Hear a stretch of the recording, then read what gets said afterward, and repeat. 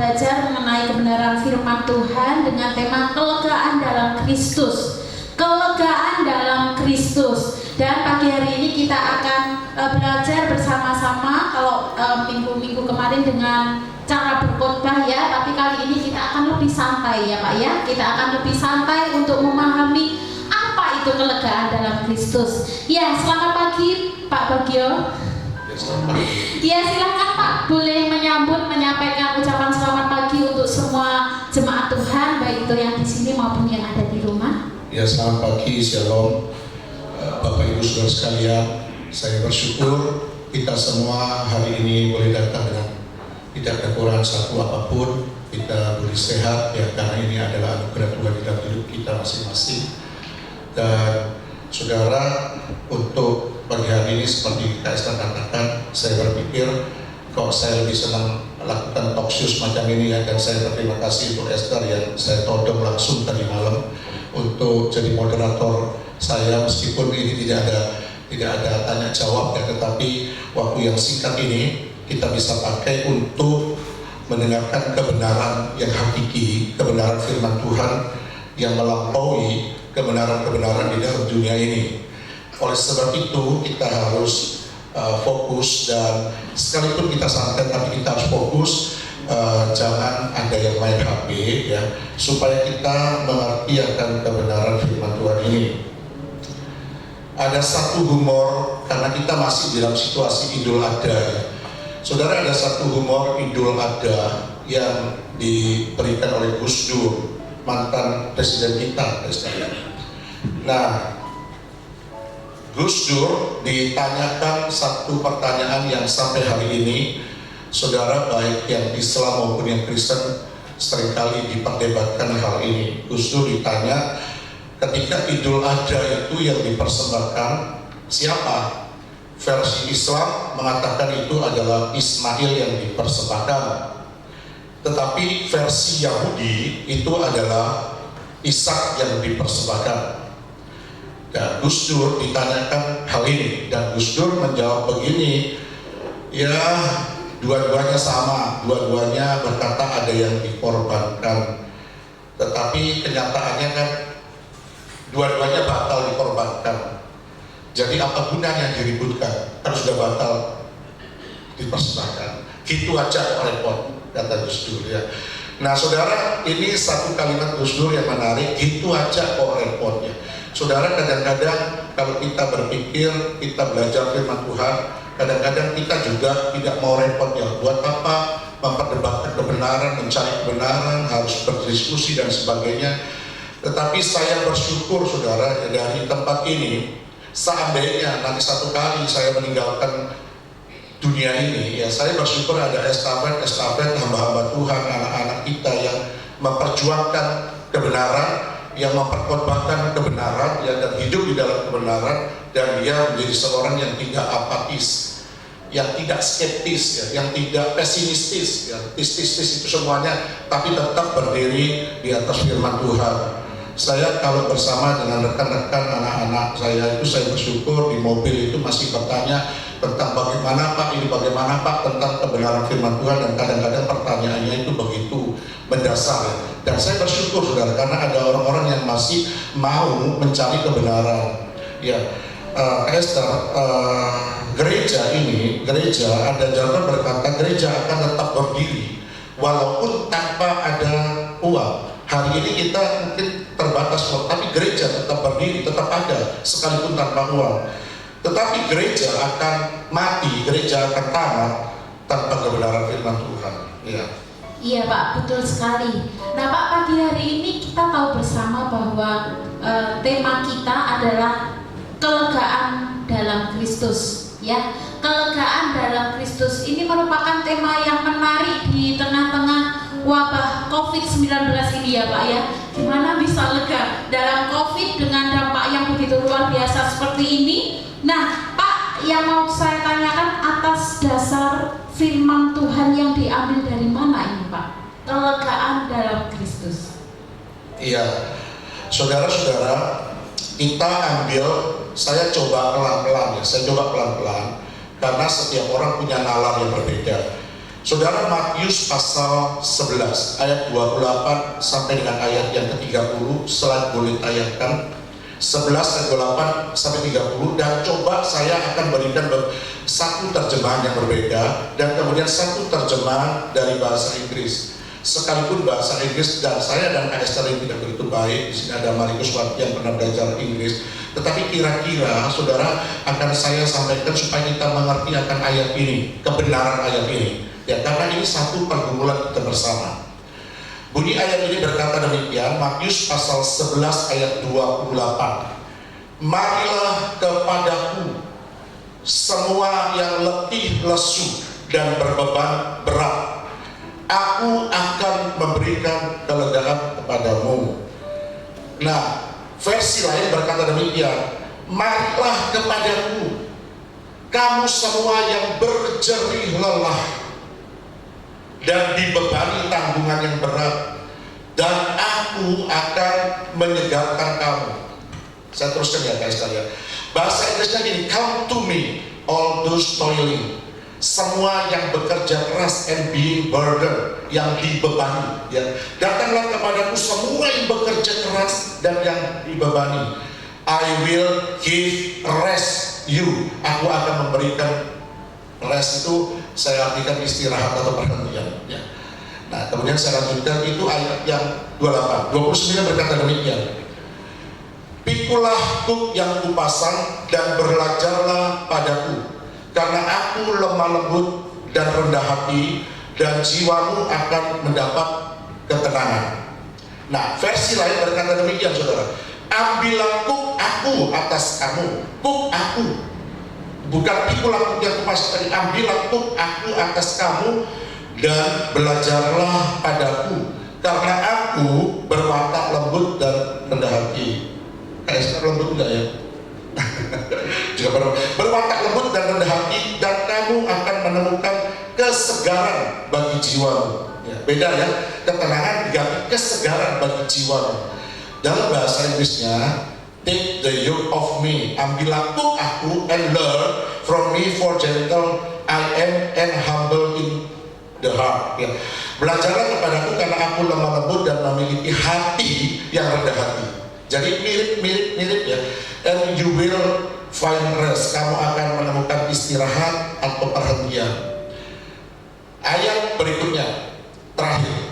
Sebab 30, sebab kuk yang kupasang itu enak dan bebanku pun ringan.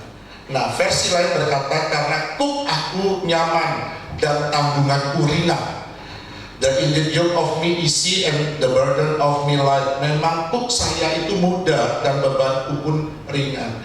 Jadi ini beberapa versi yang saya sampaikan. Saudara tahu versi, nanti kita kembali ke versi yang saudara punya semua. Matius pasal 11, 28 dan 30. Iya Pak, kita sudah belajar bersama beberapa versi Alkitab mengenai ayat ini.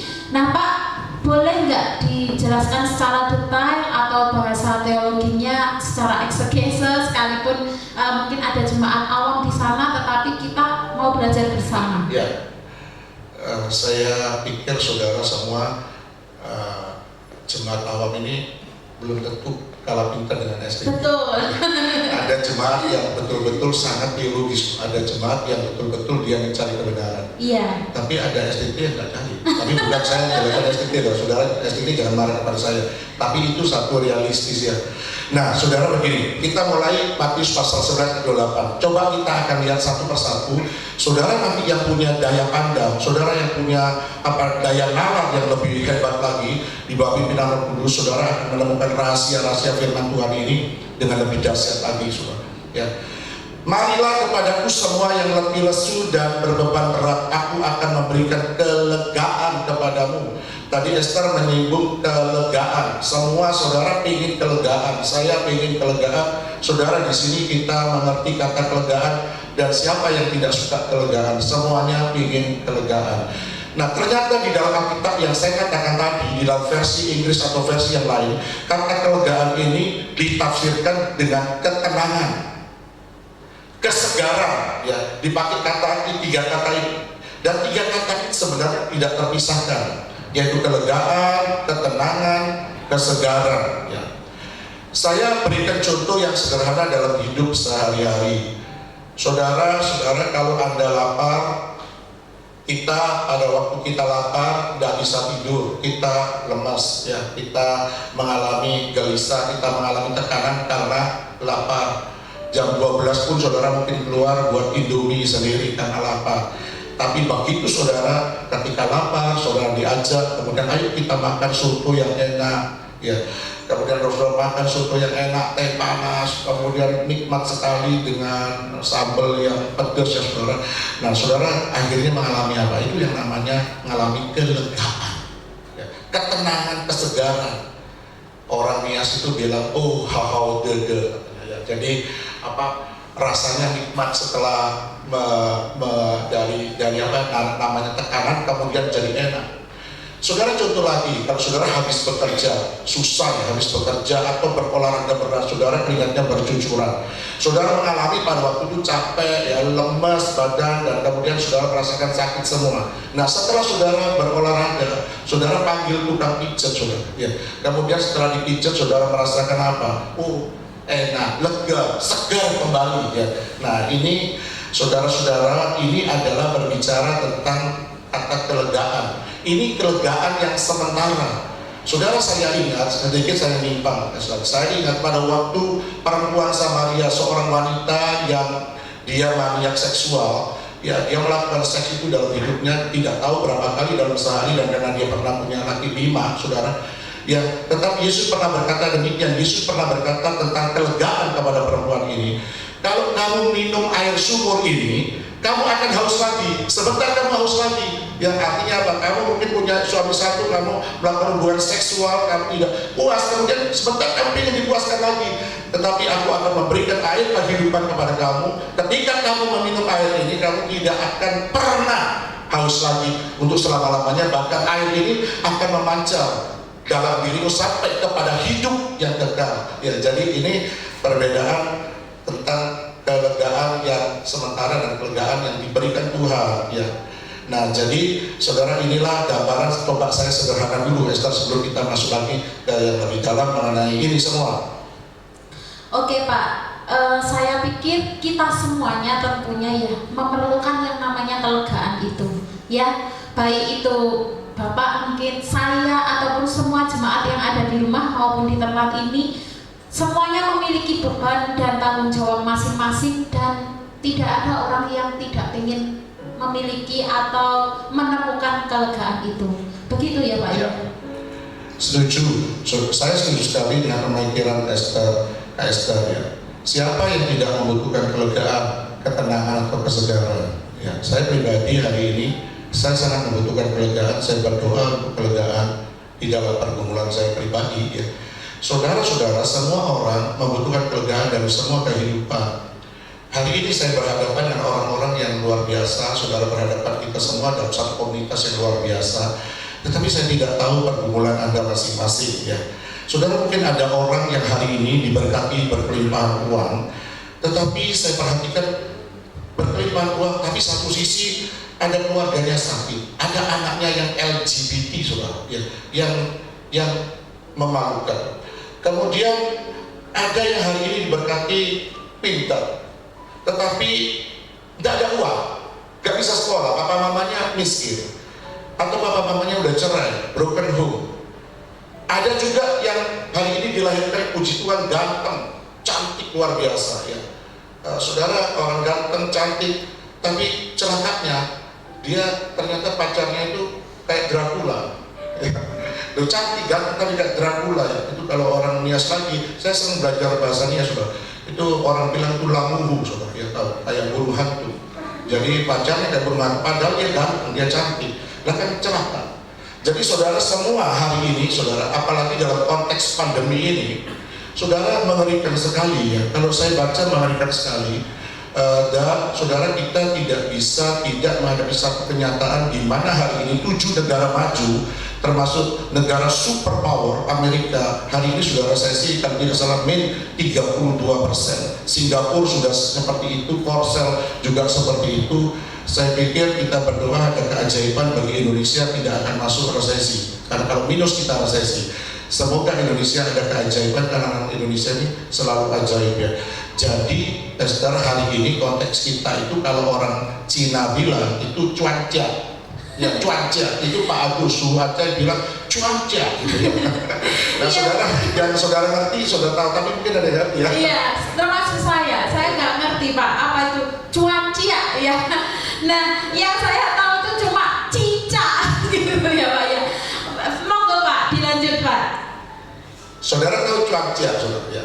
Ada orang katanya cuaca dicak orang, ada. Tapi cuaca itu maksudnya begini, saudara. Sebenarnya ketika Yesus mengatakan ini, marilah kepadaku semua yang letih lesu dan berbeban berat. Ini konteksnya sama, saudara. Pada waktu itu Yesus berbicara kepada audiens yang banyak, dan mereka itu kebanyakan rata-rata mereka itu adalah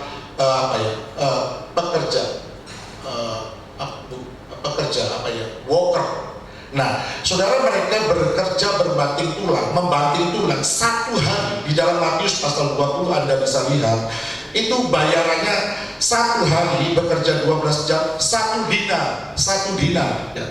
Nah, saudara, kalau pada waktu itu saya coba belajar, saya lihat referensi, ternyata mereka itu kalau bekerja 1 jam pada waktu Yesus itu, mereka cuma bisa beli seketul roti. Seketul roti itu kalau saya pernah ke Mesir itu ya, saudara lihat itu bukan roti-roti kayak roti Wina, tapi itu roti kayak kulitnya pangsit, saudara. Ya, jadi bundar, ditumpuk, ditempel lalor semua di sana. Nah, itu satu ketul roti itu 1 jam. Kemudian kalau saudara bekerja 2 jam, bisa minum anggur, tapi anggur yang murahan. Loh, bagaimana mau makan udang? Bagaimana mau beli tongkol? Bagaimana mau beli ayam? Bagaimana mau beli kalkun? Tidak ada duitnya, tidak bisa. Apalagi beli rumah, apalagi beli mobil. Nah, saudara, inilah yang dikatakan cuaca. Jadi, ya apa ya? Dia bekerja hanya untuk makan saja, dan kalau sakit celaka tambah. Jadi inilah yang kita alami hari ini. Hari ini semua kita alami. Dan lebih lagi, saudara, jadi ketika marilah kepadaku ada yang cuaca. Nah, secara religion itu ada namanya religion pressure, ada tekanan keagamaan. Saudara tahu orang-orang Yahudi itu sudah susahnya setengah mati, pekerja susah setengah mati, masih ditekan lagi yang namanya hukum Taurat. Nah, saudara, salah satu orang yang hebat yang menentang Taurat bukan artinya mengatakan Taurat itu salah, tetapi saudara, Paulus itu berkata bahwa orang-orang Yahudi itu dalam tekanan yang berat dari hukum Taurat itu. Kenapa, saudara? Hukum Taurat itu baik, tetapi di tangan orang-orang imam-imam kepala dan ahli-ahli Taurat itu dijadikan tambah 6.000 peraturan. Sampai misalkan salah satu contoh, ketika Yesus dan murid-muridnya dikatakan, kenapa masuk mereka makan, murid-muridmu tidak cuci tangan? Loh, cuci tangan saja itu urusan neraka surga, saudara. Ya. Dan kemudian ada juga yang ajarkan tidak boleh kawin, tidak boleh ini, tidak boleh. Saya, saudara, baca daftarnya, kalah orang Jawa dan kalah orang Cina, saudara. Wah, gini, mau kawin gini. 6.000 peraturan, saudara, bayangkan. Mau ke sana ke tata peraturan, ke sana ke tata peraturan, sana ke tata peraturan. Jadi tekanan religion itu, saudara, sangat luar biasa. Jadi kalau saya lanjutkan, hari ini di dalam kekristenan kita juga alami semacam ini yang namanya cuaca. Dan apalagi kalau kita sudah mengalami begitu, tambah lagi, saudara, kalau Anda itu kembali kepada pemikiran Taurat, maka saudara akan beginikan, ya, saudara, kamu dosa apa? Lu, kamu berdosa. Lu, kamu sedang dipukul Tuhan, kamu diajak. Lu, kamu haram, kamu najis. Allah itu benci kamu, makanya buang kamu, makanya kamu sakit. Ya. Nah, saudara, macam-macam tekanan itu karena apa? Ini adalah pemikiran Taurat, dan itu sangat berbeda ketika Tuhan berkata, marilah kepadaku semua yang letih lesu dan berbeban berat. Jadi, saudara, gambaran ini susah sekali, udah jatuh ketimpa tangga. Kalau orang Kristen kembali kepada Taurat, ya, sudah letih lesu, sudah cuaca, sudah cari banting tulang, masih ditambah lagi kamu dosa, kamu salah, kamu ini, kamu itu, macam-macam, saudara. Akhirnya dia merasakan tidak bisa apa-apa lagi di dalam dunia, terkapar, ya. Itu Kak Esther. Iya, betul Pak. Ya, memang keadaan orang Kristen demikian Pak. Kalau sudah jatuh, ditimpa tangga, dihakimi, dizolimi, kalau katanya orang-orangnya. Sudah jatuh bukannya disemangat, tapi dihakimi, difitnah dan lain sebagainya. Begitu ya Pak ya. Monggo dilanjut Pak. Ya, marilah kepadaku. Tuhan Yesus mengulurkan kedua tangannya kepada kita. Kita yang hari ini letih lesu, berbeban berat, putus asa, kata Yesus, marilah kepadaku, saudara. Ya, saudara, ini undangan untuk kita bersama, untuk saya, untuk Kak Esther, untuk tim musik, untuk saudara semua. Marilah kepadaku. Saudara, jangan datang kepada yang lain, kata Yesus ya. Sekalipun hari ini, saudara, ada orang berkata gini, Yesus itu kalau mengharapkan kepada Yesus, Yesus itu tidak talk-chair. Ya, karena apa tidak talk-chair? Kalau Yesus mau nolong saudara, menolong saya, ada syaratnya. Lu harus hidup suci ya, lu harus gini ya. Jadi kapan lu mau syaratnya? Belum suci dulu, mati duluan. Karena apa? Kita dari tolong-tolong, gitu ya. Jadi ada orang berkata demikian, padahal sebenarnya tidak demikian. Marilah kepadaku semua yang letih lesu dan berbeban berat. Dan saudara, kemudian jangan kita juga datang kepada kekuatan kita yang terbatas ini. Ya, kita punya kekuatan kepintaran yang terbatas. Jangan kita pakai akal kita. Nah, itu penyakit saya yang terbesar adalah semacam itu. Dan saya katakan, tetapi saudara, marilah kepadaku itu berbicara tentang undangan Tuhan, yaitu marilah kita bersekutu dengan Tuhan. Ya, ada keintiman dengan Tuhan. Saudara, saya bisa khotbah, saya jadi pendeta bertahun-tahun, tetapi untuk berbicara keintiman dengan Tuhan, hari ini saya intim, tapi besok-besok lusa sibuk-sibuk udah intim lagi, saudara. Ya, hari ini saya berdoa mungkin 1 jam karena saya alami pergumulan, tetapi begitu pergumulan lepas, saya tidak berdoa lagi, saya tidak intim lagi.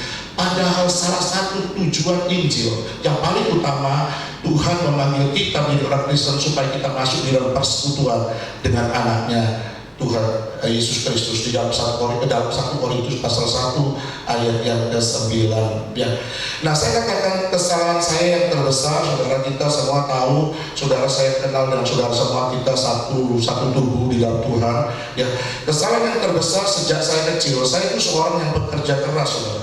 Saya tidak bisa berhenti. Kalau hari ini saya berhenti, saya merasa hidup saya itu rugi. Saya selalu berpikir, saya selalu bekerja keras, apa saja saya kerjakan, saudara. Ya, saya selalu begitu. Tidak tahu tipe orang berbeda-beda. Tetapi kesalahan saya terbesar yang seringkali Tuhan ajar kepada saya, bukan Tuhan itu menentang. Ya, saudara, jangan pernah tiru. Bukan Tuhan itu menentang orang yang kerja keras. Tetapi saya itu seperti Petrus yang bekerja keras semalaman, tapi kadang-kadang tidak dapat apa-apa, saudara. Ya. Nah, maksudnya ketika Petrus dengar nasihat Tuhan, maka ada keintiman dengan Tuhan, ya, dengar perintah Tuhan, maka 2 perahu itu terisi penuh.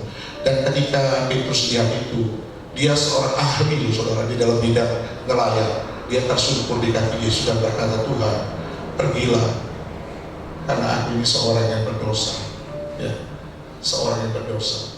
Satu ketika, saudara, saya berjuang untuk pekerjaan saya harus ini, saya harus memikirkan ini. Nah, satu ketika saya harus bayar listrik itu 37 juta. Kalau tidak diputus semua, saudara, gelap semua, bukan hanya hotel, semua diputus. Ya, saya dalam perjalanan saya tidak pernah mimpi apa-apa. Tahu-tahu, saudara, ada seorang hamba Tuhan yang telepon saya. Yang saya bukan tipe orang yang begitu, telepon saya dan berkatakan, Pak Bagio, ini saya kirim uang 30 juta untuk bayar listrik. Saudara, saya kaget. Terus saya sedang berjuang pada waktu, saya sedang cari satu bos yang katanya mau akan berikan uang talangan kepada saya, berapa pulpen dan sebagainya. Tetapi pada waktu itu dia tanya, hamba Tuhan, kamu sedang apa? Saya bilang sedang ini. Sudah, Pak Bagio, doa saja, harap pada Tuhan. Nah, saudara, inilah yang saya satu kesalahan-kesalahan saya terbesar, dan kita semua, saudara, kita semua kadang-kadang kemudian kita tidak bisa mengandalkan Tuhan, fokus kepada Tuhan. Padahal Tuhan berkata, marilah kepadaku, ya, marilah kepadaku. Saudara bisa katakan, marilah kepadaku, tahu Tuhan, undangan Tuhan. Tapi kadang duduk sebentar di kaki Tuhan itu rasanya pikiran kita sudah terbang, ya. Jadi terbang. Kadang-kadang kita berpikir lebih jelek lagi. Aku duduk di kaki Tuhan itu apa? Aku datang minggu ini itu apa? Fungsinya Tuhan itu apa? Loh, yang lebih artis begitu, saudara. Tetapi saudara, Tuhan tetap berkata, marilah kepadaku. Intim dengan aku, fokus kepada aku. Ya, Pak Agus buat program yang luar biasa, untuk saksikan, tidak tahu jalan, tapi ini sungguh luar biasa. Saudara, lihat keajaiban, dan sejak saat itu saudara, saya belajar terus. Tenang saja, yang saya lihat bagaimana pemulihan Tuhan itu bekerja yang tidak pernah pernah dipikirkan itu ada semua. Itu ya Pak Esther ya? Iya, betul Pak. Jadi hampir semua orang itu gitu. Kalau sudah mengalami kesesakan, lari sana sini, diberi nasihat sama Tuhan, suruh berdoa, suruh bersekutu pada Tuhan, untuk intim pada Tuhan. Rasanya nanti dulu Tuhan. Kadang Pak, nanti dulu Tuhan. Tapi nanti kalau sudah kepentok, sudah kejedok tembok, baru Tuhan-Tuhanan. Saya rasa begitu ya Pak ya. Monggo dilanjut Pak. Ya, sekarang kita lanjut saudara. Aku akan memberikan kelegaan kepadamu.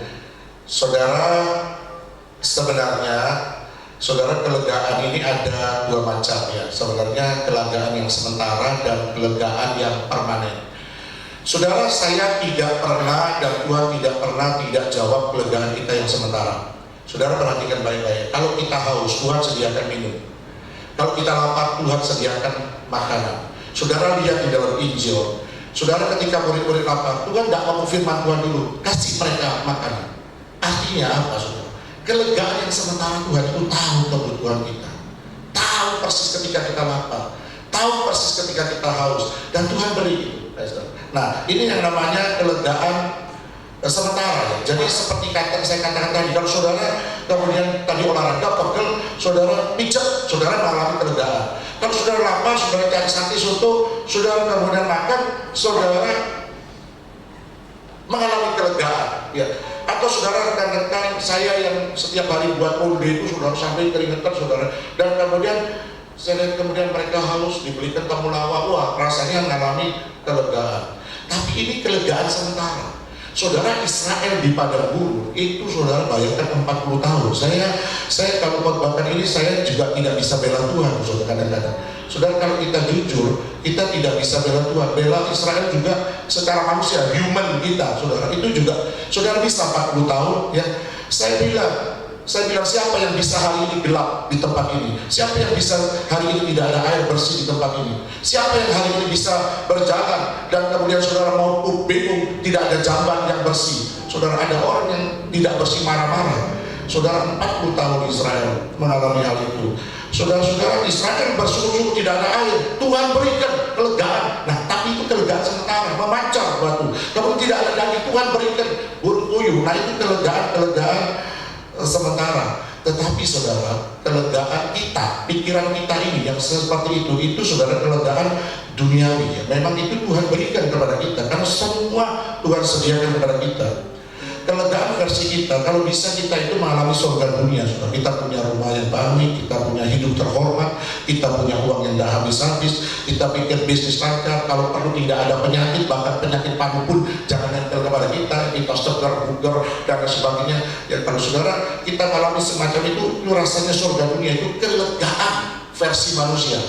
Tetapi saudara, kelegaan versi Tuhan itu berbicara tentang nilai-nilai yang jauh lebih berharga, yaitu kekekalan dan kerajaan surga. Ya. Kalau ada kelegaan yang sementara seperti yang Bapak jabarkan, berarti ada kelegaan yang kekal ya Pak, atau yang permanen. Coba dijelaskan Pak. Ya, saudara masuk lagi ke kelegaan ya, supaya kita lebih mengerti. Tadi kelegaan sementara dan kelegaan yang permanen. Anda dan saya hari ini berada di ruangan yang sama, di dunia yang sama, di Indonesia yang sama. Orang-orang Israel berada di padang gurun yang sama. Jadi saudara, kita mengalami yang namanya sakit bersama yang sama. Kita juga mengalami sakit gigi yang sama. Kita juga mengalami dingin, kalau dingin bersama. Tidak ada saudara, saya dingin kemudian saudara mengalami panas. Tidak ada. Nah, ketika Tuhan Yesus berkata memberikan undangan kelegaan ini, marilah kepadaku semua yang letih lesu dan berbeban berat, aku akan berikan kelegaan kepadamu. Itu bukan berkata kepada audiens, kepada orang pada waktu itu, untuk otomatis saudara, pada waktu langsung mereka keluar dari penjajahan Romawi, bebas dari penjajahan Romawi yang kejam, atau mungkin langsung bebas, tidak usah bayar pajak kepada kaisar, atau saudara tidak alami sakit atau kekurangan lagi.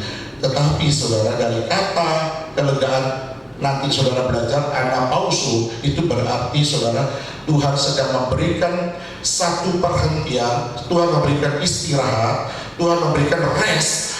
Artinya ada perubahan mindset kita, perubahan paradigma pikir kita, istilahnya Mercy kalau hari ini belajar tuh perubahan worldview, sudut pandang kita, ya, dan juga ada sudut pandang yang baru tentang kelegaan ini, ya. Nah, saudara-saudara, saya akan lanjutkan. Inilah yang dimaksud kalau saudara dengar doa berkat, ya, kiranya damai sejahtera Kristus memerintah dalam hatimu. Itu persis seperti Yohanes pasal 14 ayat 27, ya, yang berkata, Yesus berkata, damai sejahtera kutinggalkan bagimu. Saudara perhatikan, damai sejahtera kutinggalkan bagimu. Tuhan Yesus tidak pernah berkata begini, kamu kupindahkan dari dunia karena dunia tidak ada damai sejahtera. Enggak, saudara. Yusak masih ada di sini, Pak Santoso masih ada di sini, Ibu Santoso juga alami sakit, Ibu Dodi juga ada di sini, semua masih ada di sini semua. Kita mengalami hal yang sama, tidak dipindahkan, tetapi Yesus berkata, damai sejahtera kutinggalkan bagimu. Kemudian lanjut lagi, damai sejahteraku. Saudara perhatikan, bukan damai sejahteramu, luar biasa nih. Ya kalau orang bilang bukan saja luar biasa, ini luar binasa. Saudara.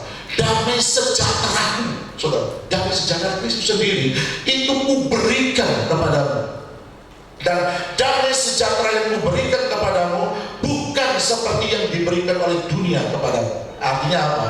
Kalau dunia, yaitu saya katakan, Tuhan, aku butuh duit hari ini Tuhan, Senin aku butuh duit bayar ini Tuhan, Tuhan aku capek Tuhan. Hari ini kita lega, lo besok gitu lagi, saudara, betul kan? Besok itu lagi aku butuh lagi Tuhan, lo besok lusa gitu lagi. Itu namanya kelegaan yang sementara, yang saya katakan Tuhan menolong kita. Tetapi saudara, ada damai sejahtera yang Tuhan berikan, yang luar biasa, yang Tuhan kerjakan di dalam hidup kita, yang namanya kelegaan yang permanen, ya. Itu Kak Esther, dan kita lanjutkan nanti lagi, ya, supaya kita mengerti. Iya Pak, memang cukup susah untuk mengerti kelegaan permanen ini, ya Pak, ya. Dan memang alangkah berbahagianya kalau kita semua anak-anak Tuhan mengerti dan memiliki kelegaan permanen ini. Betul ya Pak, ya? Iya Kak Esther, kita semua pengen kelegaan yang permanen. Nah, sekarang saya akhiri firman Tuhan ini. Ya, kita lanjutkan lagi ke ayat-ayat 29-30. Yesus berkata, ini untuk mengerti kelegaan permanen di dalam nalar saya, ya, renungan saya. Jadi Yesus berkata, pikulah kuk yang kupasang dan belajarlah padaku, aku lemah lembut dan rendah hati. Kuk yang kupasang itu enak dan bebanku pun ringan. Nah, ini saudara, ini sebenarnya rahasia besar daripada yang namanya kelegaan yang diberikan oleh Tuhan, atau kelegaan yang permanen itu. Karena apa? Seringkali kita salah paham, sehingga akhirnya paham salah. Artinya kita, saudara, misunderstanding tentang kata kuk ini, saudara. Kata kuk, saudara tahu kuk? Nah, kuk itu kalau saudara kita belajar di dalam Alkitab itu berbicara tentang perbudakan atau lambang perbudakan atau simbol perbudakan. Saudara, di dalam Kejadian 27 ayat 40, saudara tahu kisah Esau dan Yakub, ya. Yang Esau yang meremehkan hak kesulungan, akhirnya dia mengalami bukan berkat tapi kutuk. Tapi Tuhan berkata kepada Esau, kalau kamu sungguh-sungguh berusaha, nanti kamu kuk itu akan dilemparkan daripada kamu. Jadi beban itu berdagang itu akan dilemparkan kalau Esau berusaha susu. Kemudian Ulangan pasal 28 ayat 48b berkata, ia akan membebankan kuk besi atas tengkukmu sampai engkau dipunahkannya, dihabiskan. Jadi saudara, ketika kita dengar pikulah kuk yang pasang, waduh, saudara, amsyong ini ya, saudara, ini tambah berat lagi, istilahnya Pak Agus lagi amsyong ini. Saudara, kenapa? Wong sudah kita susah, lebih lesu, Tuhan masih ngomong pikulah kuk yang kupasang. Waduh, celaka, Tuhan tidak sanggup juga. Ini sama dengan tawaran yang Tuhan. Ya. Saudara, seringkali orang Kristen kadang-kadang tidak mengerti ayat ini. Ya, saya pun berdoa, bagaimana mengerti ayat ini? Tuhan, pikul kuk. Kok mikul? Kok mikul saya sendiri tidak kuat, kok apalagi mikul lagi bersama dengan Tuhan ya. Nah saudara, tetapi ternyata saudara, kita harus mengerti ayat ini ayat yang sangat luar biasa di dalam hidup kita, supaya kita punya kelegaan yang tidak sementara saudara, tidak diubah-ubah. Kita punya kelegaan yang seperti kata Yesus, kalau air minum akan memancar sampai kepada hidup yang kekal. Nah saudara dikasih Tuhan, ternyata yang dimaksud ayat ini adalah kuk itu saudara, itu seperti kuk antar sapi saudara. Kalau membajak ada dua sapi, ada sapi yang lemah, ada sapi yang kuat. Itu digabungkan dengan yang namanya kuk. Nah ini sebenarnya berbicara di mana yang lemah dibantu oleh yang kuat dibantu oleh yang lemah. Nah inilah satu hal yang sangat luar biasa, di mana Yesus akan memberikan kelegaan yang permanen bersama dengan kita, dengan satu mindset pemikiran kita yang baru, bahwa hari ini sampai kapanpun, setiap detik, setiap menit, setiap hari, setiap tahun di dalam hidup saudara dan saya, ketika saudara jadi orang Kristen, anak Tuhan, maka Yesus itu akan memikul beban kita bersama. Jadi saudara, saya boleh katakan ini, Yesus itu simpati, dan bahkan bukan simpati tapi empati bersama dengan kita. Saya mungkin cuma simpati ya, saudara mungkin simpati. Saudara dengar, waduh ibu Santoso sakit, mau apa saudara? Ya bu, doa, simpati aja. Tapi Yesus merasakan sakit yang dialami oleh ibu Santoso, namanya empati. Nah saudara dikasih Tuhan, Yesus tertawa bersama dengan kita, dunia juga tertawa bersama dengan kita, tetapi dunia itu akan meninggalkan kita ketika kita itu jauh, ketika kita itu miskin ya. Tetapi Yesus berbeda, dia terus akan memikul beban kita ketika kita tidak berdaya, seperti sapi yang mungkin sudah tidak berdaya. Justru Kristus yang akan memikul beban kita. Nah saudara, ini luar biasa, luar biasa. Ada satu peribahasa yang menyentuh hati saya ya, yang saya simpan. Ketika saudara lemah, ketika saudara jatuh, ketika saudara putus asa dalam segala bidang apa, mungkin ada orang yang hari ini berkata, aku lebih baik bunuh diri ya, aku lebih baik tidak ada di dalam dunia ini. Saudara, ketika Anda miskin, ketika Anda gagal, orang ini berkata, lalat pun itu tidak mau mencok kepada Anda. Betul ya? Tidak ada. Tetapi saya mau kasih tahu kelegaan yang dahsyat ini. Kalau lalat tidak mau mencol dan menolak kita, tetapi ada Tuhan yang lemah lembut dan rendah hati, yang memposisikan dirinya, tidak apa, dia lebih jelek daripada lalat, dia lebih jelek daripada lalat yang tidak mau mencol itu. Dia tetap bersama, satu kuk dengan kita, diganti bersama. Jadi sampai kapanpun ya, dia rasakan tangisan dan beban kita, dia berkuasa memberikan rest sejahtera itu di dalam hidup kita. Saudara, hari ini kalau Anda tahu ini, saya tahu ini, wah saya luar biasa saudara. Saya merasakan saya punya beban yang begitu besar. Saya cuma datang di kaki Tuhan, marilah kepada bebanku, kata Tuhan, lebih besar daripada kamu. Apa yang kamu tidak tahan menanggungnya? Apa yang kamu tidak bisa menanggungnya? Aku yang akan menanggungnya. Aku yang akan memberikan kelegaan kepadamu. Saudara, ini adalah kelegaan yang permanen yang diberikan Tuhan kepada kita. Kalau hari ini kita mengerti rahasia firman Tuhan ini, saudara, Anda tidak punya uang hari ini. Saya tahu pergumulan anak-anak rekan-rekan saya. Kalau saya tanya, mau bakso ya, hari ini saya mungkin bisa makan bakso, tapi saya tidak bisa lagi terlalu sering makan bakso. Sekaligus saya bisa beli 10 piring bakso. Tetapi saya tahu anak-anak yang hari ini lapar, mau bakso, mau beli, tidak punya uang. Tidak bisa beli, 10.000 tidak bisa beli, tidak punya uang, pengen.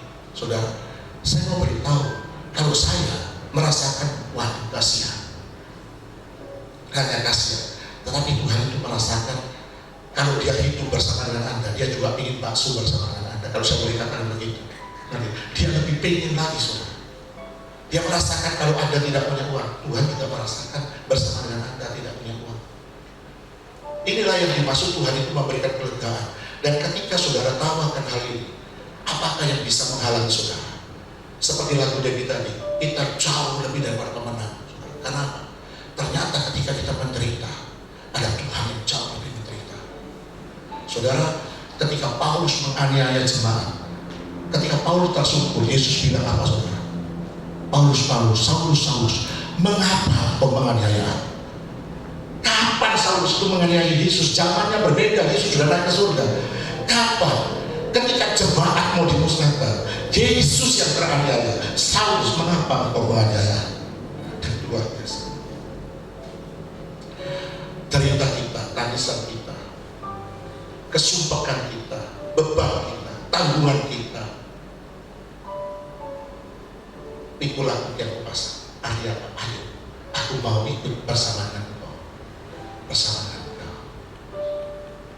Ibu Nani akan naikkan satu pujian. Ya, kita siapkan firman Tuhan. Kita siapkan bacaan terus. Haleluya. Tuhan yang ada di dalam satu kuk bersama dengan kita, dan apapun yang kita alami, Tuhan juga alami di dalam hidupnya, dan Dia pasti akan menolong kita yang lemah, yang tidak berdaya ini, dan memberikan kelegaan yang sempurna dalam hidup kita. Saudara-saudara, roti yang kita pegang ini, kita percaya dengan iman bahwa roti ini adalah benar-benar tubuh Kristus yang terpecah bagi kita. Mari kita bersyukur dan menerimanya.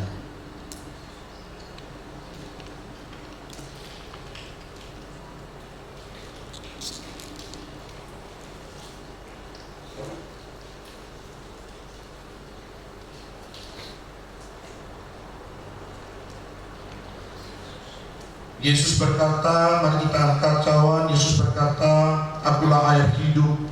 Barang siapa minum air hidup, dia tidak akan haus selama-lamanya. Dan kita bersyukur, cawan anggur yang kita pegang, kita percaya, kita beriman bahwa inilah adalah benar-benar darah Kristus yang tercurah bagi kita. Mari kita bersyukur menerimanya.